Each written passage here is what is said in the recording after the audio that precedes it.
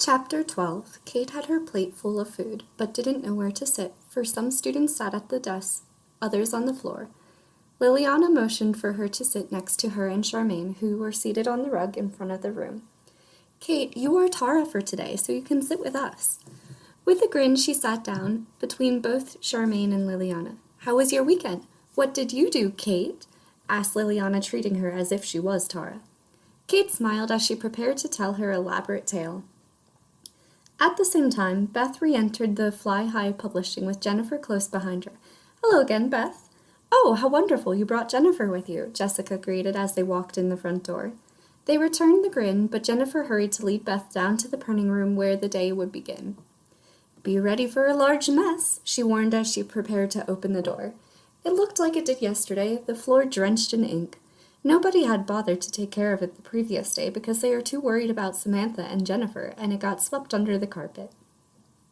In the corner of the room sat Samantha, and Jennifer noticed she had a black brace on her ankle she had sprained the day before. I'm so sorry, Jennifer, for ruining all your books and computer, Samantha apologized, feeling awful and looking like she could cry. It's fine, Jennifer replied with a sigh. How did this happen? It was all my fault. I was carrying a typed book, and I wasn't watching where I was going, and I tripped over a wire. Losing my balance, I crashed into a printer. The printer fell over, ink flooding everywhere. In a panic, I ran over towards the closet, but slipped on ink. It wasn't long before this room was flooding with ink. Then I noticed it seeping under the door to the secret room. I carefully made my way across the room to the secret room. Again, clumsy me tripped over a wire of a laptop plugged in. In the printing room, a printer fell, and the vibration caused the bookshelf to shake. I was caught in the wire, and in a struggle to get up, I bumped the shelf, actually pushing it for support. The force was enough to knock it over. Again, I'm so terribly sorry about your books. I know how much the original copy of Camping Trip meant to you.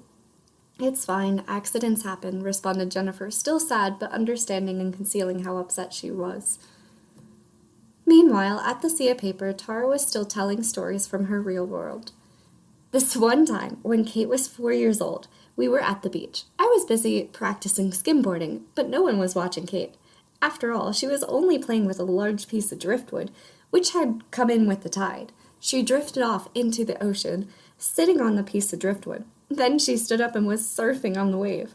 I was doing really well skimboarding. When she called me, I looked over and lost my balance. I fell backwards and tumbled a few times, chuckled Tahra, telling one of the stories, laughing as she remembered. That must have really shocked you seeing her surf, guessed Snowflake. Yeah, it did, and our mom happened to get a picture as I was falling and Kate was surfing. I still wonder how she always snaps the picture at the right moment. Were you okay, weren't you? Questioned Snowflake, a little worried. Oh yes, perfectly fine, she replied with a bit of laughter still in her voice. Back at the school, Kate finished telling about her crazy fun weekend. Wow, that was quite a Saturday. That proves my point. Girls truly are better than boys, declared Charmaine sarcastically, but still serious. I didn't think of it that way, but you are right, stated Kate and then giggled. Charmaine looked up and saw Cynthia walking their way with a smart aleck remark clearly on her mind. Charmaine guessed it had to do with something that Tahra wasn't here. Charmaine gave her a warning glare and prepared for her sharp comeback. You know, the only reason Tahra isn't here is because she wanted to make her little sister do her work for her. As I have heard, she likes to inform her sister of the things she learns in school. Her sister is so young. I bet Tahra is always writing her awful songs instead of doing her work, and has her sister do it all for her, Cynthia claimed. Oh, really? Well, you have your parents do your work for you because you never learned it yourself. You don't know a single thing, and when you were Kate's age, there was no way you could have learned the dance and how to present the project without tripping over yourself, Charmaine cut back sharply. Liliana and Kate glanced at each other. They could feel the tension building, and neither of them liked it. Liliana wanted to say something so badly, but she didn't know what to say. She looked at Kate, hoping she had something she could think to say, but Kate wasn't sure either. Never in her life had Kate ever felt tension so strong, nor had she ever got caught in the middle of an argument. Cynthia stood there a minute trying to think of her next remark, but she actually couldn't think of anything to bite back at Charmaine. Charmaine decided to use her silence to her advantage and come up with another sharp remark to back herself up. Charmaine was about to speak, but before she did, Liliana spoke up, although only above a whisper. Maybe if you tried to be kinder to everyone, you would actually be a really awesome person that we would love to have around. Liliana and Kate both saw something flicker in her eyes, but it wasn't anger. Cynthia replied, still with sharpness in her voice, but a little gentler. I can't. This is who I am. Cynthia turned away and walked off. They were silent for a moment, and then finally Kate spoke, knowing she and Liliana shared the exact same thought. Charmaine, I think you shouldn't be so hard on her. Liliana and I saw there is more to her than we think. She can be kind, but something is holding her back. I think she's scared to be nice. Perhaps something happened in her past. If you wouldn't cut back at her so sharply, maybe she would treat you and Tahra nicer. Maybe you could try to talk to her. Liliana was nodding along to show her support. No, Kate, you do not know her like we do. There is no way she was ever kind, nor can she be. You will understand when you're older. People don't change, and not everyone is nice, and Cynthia is one of them. There is only darkness in her heart, and darkness attacks light, which is your sister.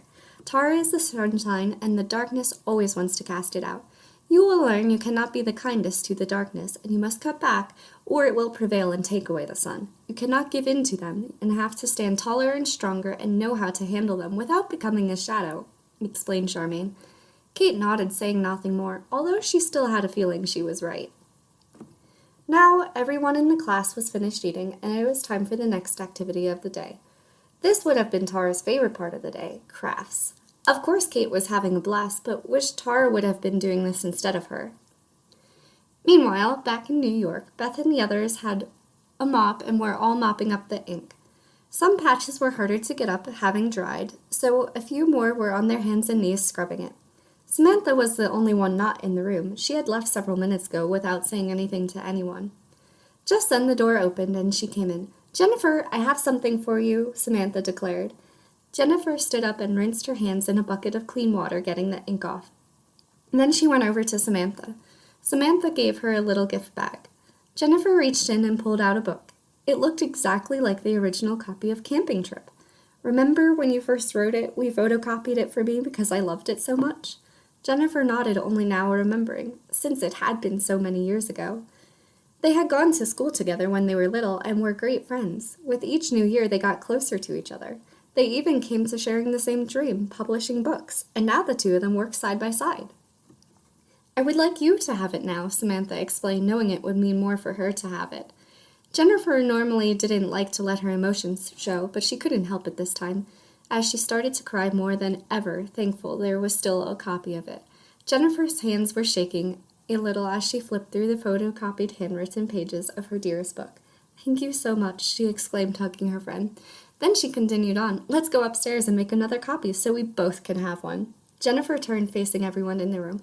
I will be back in a little while. Will you be all right until I return? Yes, we'll be perfectly fine, reassured Beth. With a quick smile, Jennifer and Samantha turned to leave the room. Back at the sea of paper, Tahra decided to save some stories for another day. The monkeys wanted to teach Tahra how to swing on the vines and jump from tree to tree. The leader of the monkeys, Lacey, started by showing Tahra what she was going to teach her, or at least the basics. Lacey was full of energy and ready to spring off at any second, but she knew she would have to have patience to teach Tahra. Lacey never had the chance to teach someone how to swing from trees and vines before, so she was really excited. She was so excited to teach Tahra, she wanted to teach every creature on the island, but knew that wasn't an option. While Lacey was showing her the basics, Tahra was on the sand stretching out and preparing to be taught by a monkey.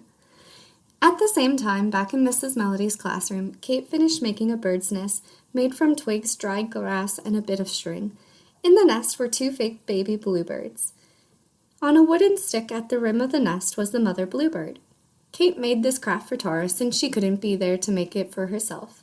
Since this craft was a little more advanced than Kate had ever done, Charmaine and Liliana had to help her a little bit. They especially had to help her with reading the instructions. It looked simple and easy, but it wasn't really.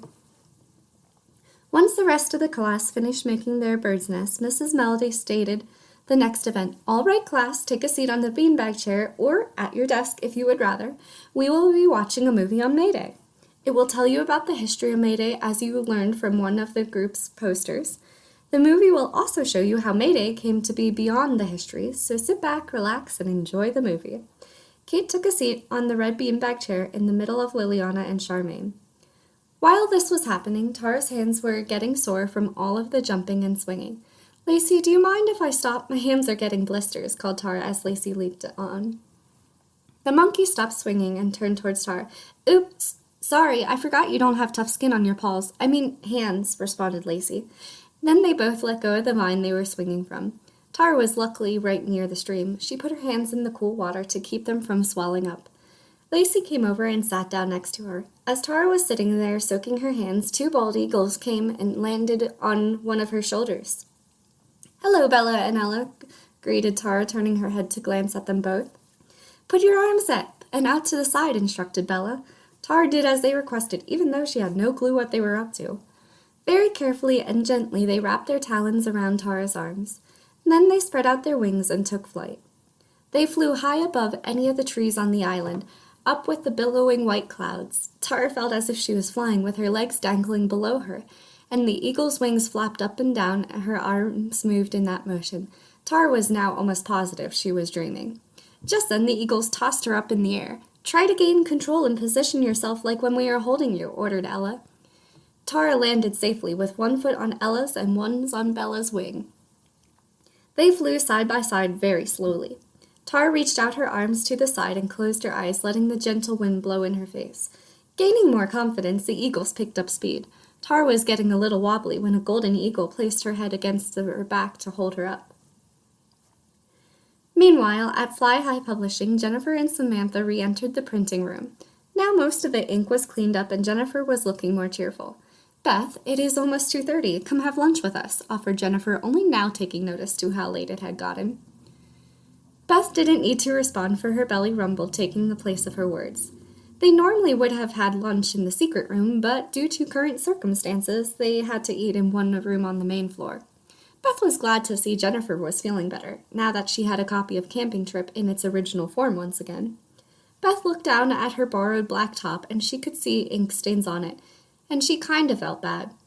Then again, Jennifer had let her borrow it, so it would be all right if ink had gotten on it. Beth was glad the pants were already stained because ink was all over them from when she was on the ground scrubbing a spot of ink. At the sea of paper, Tara was still standing on the eagle's wings and hardly could believe it was real. Then Ella and Bella began to slow down until they came to a stop.